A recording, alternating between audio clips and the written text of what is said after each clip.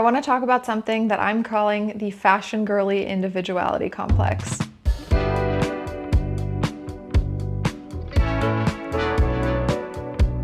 Hey guys, it's Phoebe. Welcome back to my channel. I've been hearing more and more lately girls who like fashion on the internet kind of jokingly saying that they have an individuality complex, saying that they really like a certain trend but they want it to die. They can't wait for it to die so that they can start wearing it and feel individual and unique in it and not feel like they're just another bandwagon hopper. And I catch myself totally feeling the exact same way sometimes, and I wanted to figure out why. Why do we have such a longing to feel unique and individual when for so much of life people have longed to fit in? And it seems like this notion of wanting to feel unique in your style is shared by tons of people that like fashion. It's not just a feeling that's reserved for people who have loud personalities and who want to reflect that in a loud style that kind of commands attention. And it also doesn't seem like a feeling that comes from self-centeredness or from wanting all eyes to be on you. And there's absolutely nothing wrong with feeling that way, but my point in saying that is to say that this feeling is also shared by people with very casual, very simple, very unassuming styles. Every kind of fashion lover can have this feeling of wanting to have just a small little slice of individuality and a small little piece of something in their outfit that makes them feel like their style is theirs and not half of the internet's. But why is this so hard to achieve these days? Why does the idea of having a personal style feel like something that's complex that you have to work towards when it should just be the most naturally occurring thing in fashion? I'm going to tell you a little anecdote, and this is going to seem unrelated, but just stick with me for a second. A few years back, I was feeling kind of lost and insecure about where I was in life. I was having just a classic post-grad breakdown. And one day I was talking to my sister about it, and I said to her, I think the reason I'm having such a hard time is that for all of my life up until now, I have been in school, in elementary, middle school, high school, and college.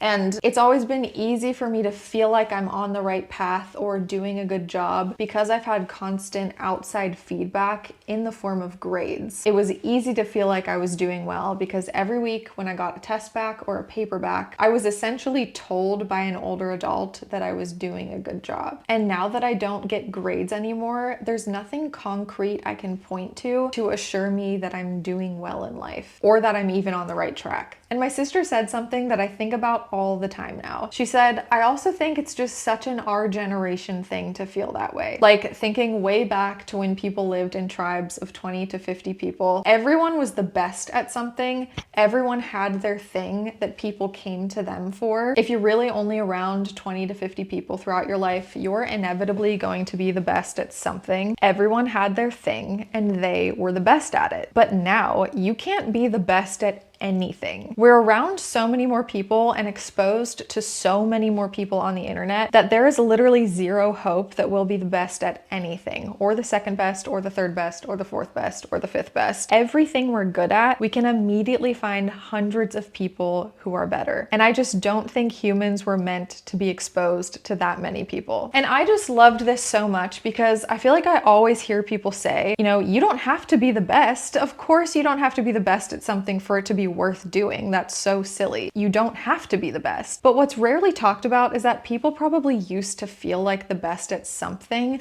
and that was probably such a source of self-assuredness and identity and pride for them. You know, to have that thing that you're good at and that's your thing. Nowadays, if you love sewing or baking, for example, you don't really get to feel like it's your thing because the internet just makes you constantly aware of thousands upon thousands of other people who do it too. And I wanted to tell this story because I feel like I'm starting to kind of feel this way about fashion too. Not that I want to be the best at fashion. I don't think that's a thing. I don't think anyone feels that way because fashion is subjective and expressive, but I don't think we get to feel like our style is our own anymore, or even that our preferences are our own anymore. Even if we have a distinct style or a distinct way of looking at fashion, it doesn't feel like our thing. It feels like we're just this tiny little speck in this giant web of fashion girlies online that we can't escape. Please don't get me wrong, I think community online is such a beautiful thing, and I wouldn't even want to escape this community of people talking about fashion who are so lovely and who are just having fun sharing ideas. But I do sometimes wish that I could just forget everything I know about 2025 fashion culture and see how my style would be different. How would I think about fashion if I were one of 5 or 10 people in my life who like fashion too, as opposed to being one click or one tap away from thousands and thousands of people talking about fashion online? Again, I don't think being the best at fashion is anyone's goal, but I do think if you're someone who posts about fashion online or who posts your outfits online, whether that's to 100 people or to 1,000,000 people, I think there is inevitably and naturally just going to be this kind of little desire to prove yourself. And if we were living in a different world where the internet didn't exist and we were truly only exposed to 20 to 50 people throughout our lifetime, I think we would be able to just very confidently say that we love fashion without worrying that anyone's gonna look at us and be like, you're into fashion? Well then, why do you dress so simply? Or why did you break this fashion rule? Or why aren't you wearing anything trendy? Or why are you wearing something fast fashion? Blah, blah, blah. But when there are millions of fashion enthusiasts that we can be compared to as opposed to like 3 or 4, it is only natural that we will want to prove ourselves a little bit, that we won't want to be seen talking about fashion or seen even after talking about fashion in an outfit that someone could consider basic or unfashionable. I feel like current fashion discourse is very well-meaning in trying to encourage us to stay true to our unique style, but the result is all of this advice that's kind of contradictory. Don't chase trends, but don't be afraid to wear a trend if you like it. Don't dress solely to flatter your body, but there's nothing wrong with wanting to wear things that make you feel good in your body. Here's all of this fashion inspiration, but also don't copy people because that's not true personal style. Here are all of the worst trends this year, so don't buy them because they're gonna be out soon, but also don't try to look timeless all the time because that's boring. If you haven't worn something in the past year, get rid of it. But also, you shouldn't get rid of everything because trends always come back around and you might like it again. Fast fashion is bad and there's always a better way to buy clothes, but also don't beat yourself up if you buy fast fashion because the blame should be on the production of it, not just the consumption of it. And all of this contradicting advice can be exhausting, but at the same time, it's kind of all true because fashion is nuanced and nothing in fashion is black and white. So obviously every single opinion and every single point is going to have a caveat. And at its best, this subjectivity can be really freeing and can remind you that you can't get anything wrong in fashion, but at its worst, it can also kind of make you feel like you can't get anything right either. In the most lighthearted way possible, liking fashion in 2025 is exhausting. It's hard to feel a sense of self in fashion when you're exposed to this many outfits, this many people,